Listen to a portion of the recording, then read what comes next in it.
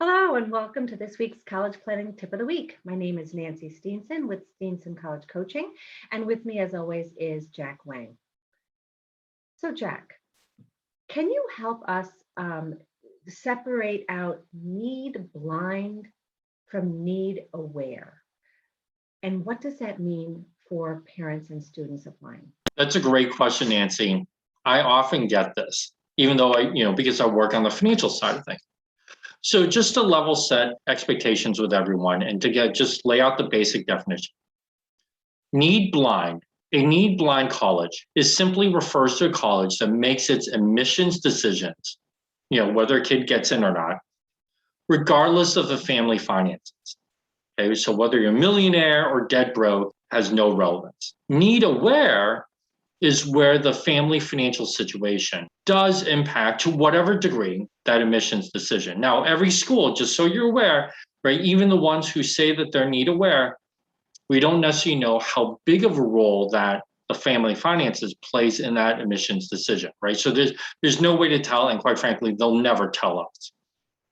But that's really the basic level. Where I tend to get the question is something like this. Hey, my kid is trying for XYZ school.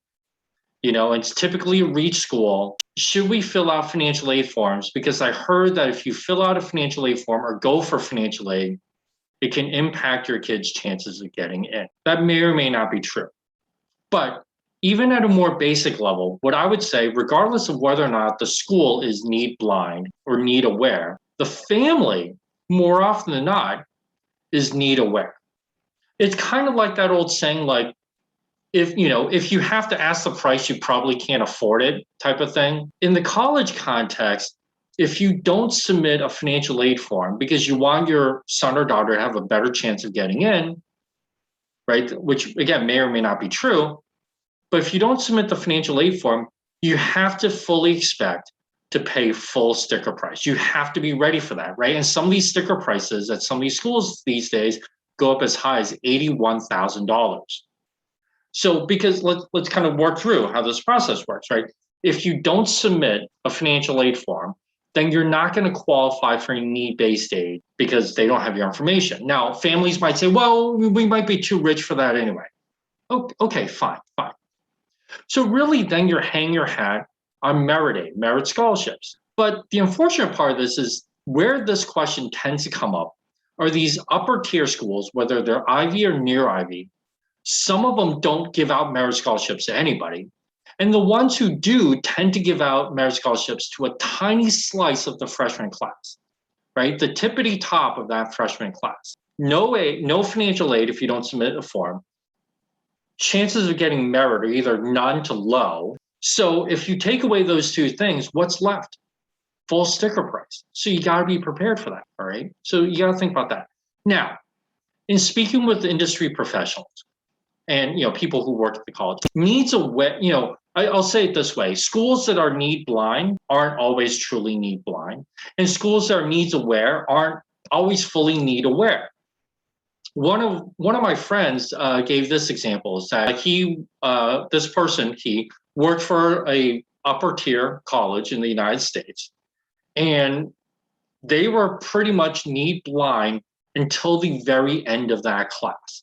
And what he meant by that was there's one slot left, 2, 3, 4 kids, they're considering, and that's when they would look, okay, how much financial aid budget is left, whether these kids needed money or not. That's where it tended to come into play, was at the very end.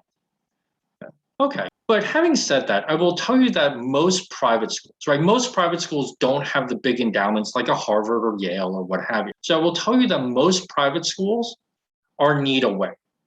They sort of have to be, even if they don't say so, right? And the reason we sort of know this or can deduce this is because they don't have the big endowment. Most schools rely on what's called net tuition revenue, right? They rely on kids showing up to pay tuition, pay room and board.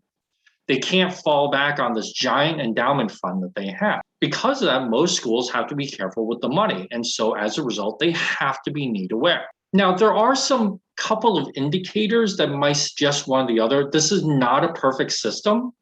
So so this is not a guarantee. But if you look at what the admissions deadlines are compared to what the financial aid deadlines are, that can give some indication. Again, not a perfect match. So for example, there are schools where you apply early decision, they have a deadline date of maybe November 1st, but the financial aid form isn't due till February 1st.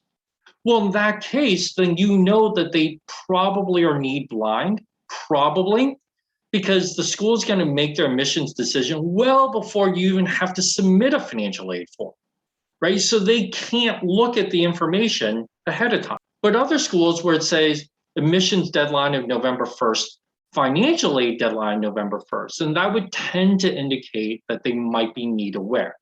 Again, it's not a perfect system, but if you kind of think about it logically, it makes a little bit of sense. So I wouldn't necessarily bank on that, but I would say this way, the bottom line is, whether a college that you're looking at is need blind or need aware, as the family, you have to make that decision for yourself as to whether you as a family are need blind or need aware.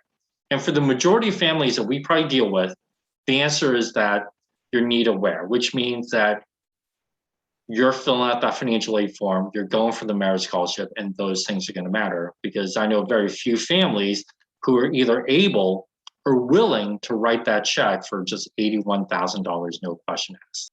Thank you, Jack. That is great information.